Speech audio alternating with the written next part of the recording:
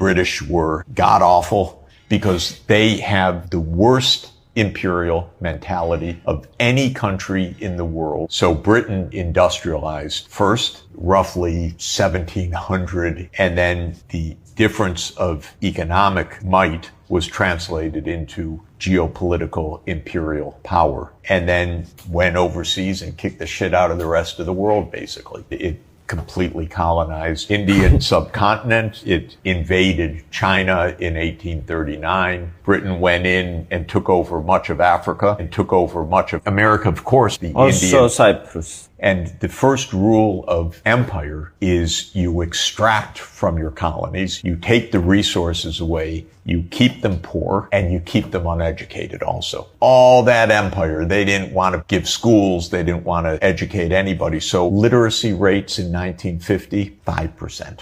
In some countries, with 4 or 5 people with a high school education out of millions. And since education is the main route to economic development, colonies everywhere just fell farther and farther behind. So as technology had improved in Europe, it had not really improved in the colonies. There it was plantations and mining, extracting resources, not building industry based on improved skills and education. And so the gap of power widened from 1800 to 1950. We call it the era of economic divergence. So the world divided between the so-called developed and developing countries. So it was a very, very brutal period up through the middle of the 20th century. Then Europe had 2 devastating civil wars, basically, World War I and World War II, 2 bloodbaths with the Great Depression in between. But after World War II, what had been that age of divergence